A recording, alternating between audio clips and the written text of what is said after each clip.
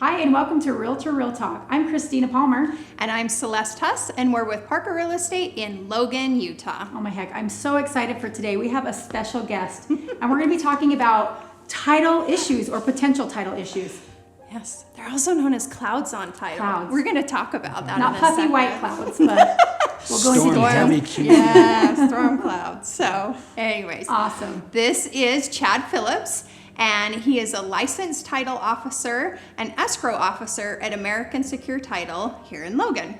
He grew up free range in Morgan County, Utah, and is a graduate of Weber State University. He once got the chance to visit Egypt many years ago and walked inside the Great Pyramids of Giza. It was awesome. Amazing. It was awesome. His passions include people, relationships, music, and whitewater kayaking. Yes, not just For kayaking. clarifying, I yes. did make sure. That's awesome.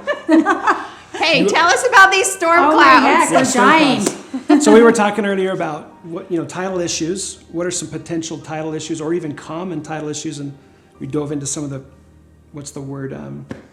some of the language that we use in our industry, and it's cloud. The title is clouded, and so we were joking that some are more important than others.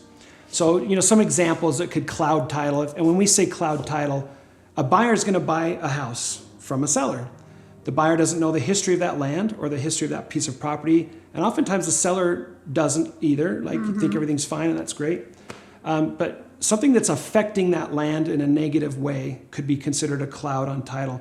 So when a new buyer moves into their home, that property is subject to whatever is that we're referring to. So sometimes it could be a back due HOA dues. What if the seller was behind on their HOA dues and there's an HOA involved and they move on, but the buyer gets that first notice, and they've got 6 months of back HOA dues. That's a cloud on title. And we would want to clear that up and remove it. We want clear sunny skies for your buyers.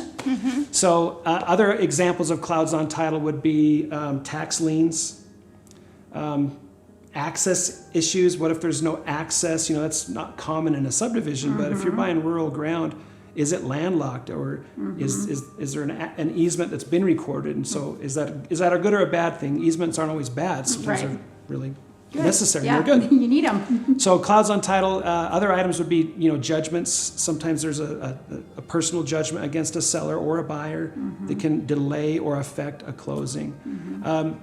Other items that I wouldn't even consider them clouds, but they're very common, that they need to be taken care of and dealt with. Mortgages. 9 times out of 10, our home has a mortgage. You've got to pay it off. You don't want to buy that house and have that mortgage servicer foreclose on you because it was never handled. So that's what title companies do. We research the land records, and we're going to make sure that those items need to be identified and addressed.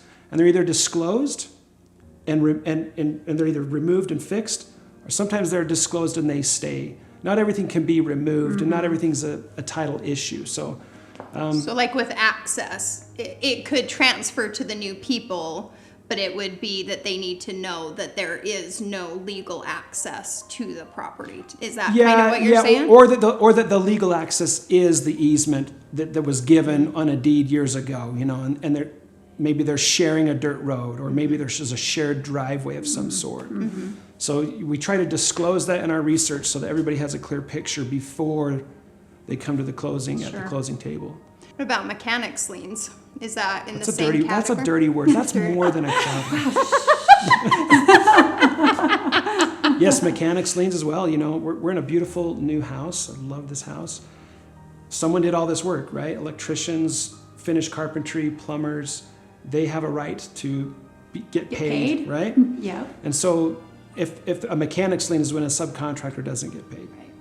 And that can be a major issue. So title agencies research a certain area. The state construction registry, we look for those. We make sure that those get paid as well. Give us a thumbs up, and don't forget to subscribe to our channel. And if you have any questions or video topics you'd like to see us cover, leave them in the comments below. See you at our next open house. Bye-bye. Bye.